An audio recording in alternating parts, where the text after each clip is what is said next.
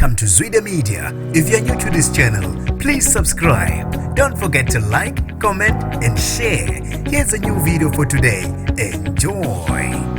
Usaphenduke inhlekisa wayengumsakazi woKhozi FM ungizwe mchunu ongahleki namuntu othuka kwasani okumbhedelayo. Sanibonani nginibingelele ngiphinde nginamukele kuzo zonke indawo la ngibola khona le video. Mangoqala usijone lelikhasi wamukelekile igama lami usibonga konke wakandwando. Mothanda ke ungangibiza intatheli ka YouTube. Bafethu la isithi #road to 50,000 subscribers. Mawa subscribe ngicela usubscribe uphinde ke ucindezele nebell. Khona phela uYouTube angeka kuvalele ngaphandle. Ngaso sonke isikhathi mangifaka ivideo entsha kanye ke nehamba phambili. Bafethu ke sekusele kancane sifinyelele khona lapha ku 50,000. Ngicela ke siphushe ngamandla. Ngiphinde ke bafethu ngibonge kakhulu kubo bonke abasupportayo kuyona le channel. Ngithi ke izandla zadlula ikhaya. Namhlanje ke ngizokhuluma ngongizwe mchunu. Ungizwe mchunu ke usephenduke ihlaya kubantu abaningi. Asebevele benze noma yini ukuthi nje bemchukuluze ngoba bayazi ukuthi ke akasahleki namuntu ungizwe uthuka kwasana okumbhedelayo.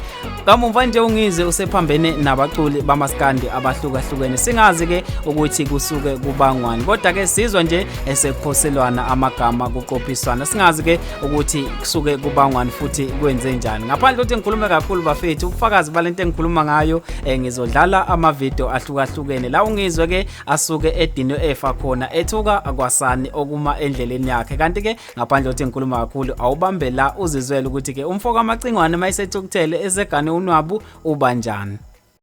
Mfowethu Mchunu, Themba uthi yaphila phakade. Ukhuluma noPhumlani Ncube lapha eRichards Bay. Manje lapha ngifuna ukwenzela umkami lapha eBaby Shower. Manje ngifuna ukuzwa ukuthi ubhuka kanjani mawufuna ukuba uMC. Manje siyakudinga cingwane usiphathele uhlelo la sifuna ukuzwa kuwe nje. Ukuthi mhlawumbe amasenti aba kanjani. Bengicela ukuthi ungenzele ivoice note ke Chunu ukuze nomkamezwe lapha nefamily yami engihleli nayo. Ngoba uyena umkami uthi hayi udinga wena Chunu ukuthi uzomphathela uhlelo. Ngiyabonga phakathi. Ngicela ungazongidakela nje. Ungazongidakela nje uyangiyisa ungijwayela kabi futhi. Mina ngibhukhela ama baby shower mina. Noma uthunywe izitha zami ungazongidakela wena. Thatha leyo mali yakho eyibembe uyiphosa ebeach mawuyibona ukuthi wena ingqondo yakho wena iyasebenza. Ngizokubloka nje futhi khona kwangona manje. Ngoba mina ngijwayela kabi mina. Angijwayela nje kabi mina. Ungeyisa lokho lena. Msunwe nje. Shit. Uyabazi bona abafazi enginabo ukuthi bangakanani.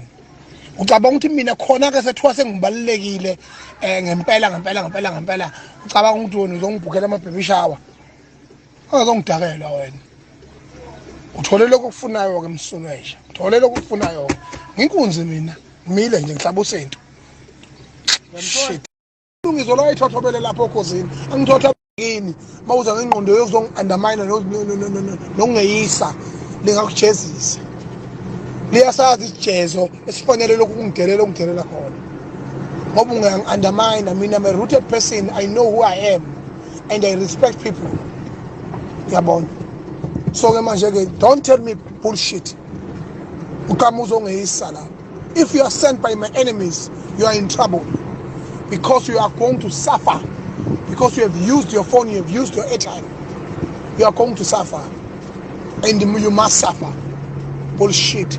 Jwayela kabi Msunwe nje. Hawu. Awuzongiphethulela isihlama la. Angiyona inja mina. Nejwayela ungizola ithothobele lapho ekhosini. Angithothobele mina nginsizwa ngempela mina. Cha, Cingwane. Ukhuluma nomdavu lapha kwenye amaresi asemangosuthu. Manje besihleli lapha singama student sifuna ukwenza i-respite.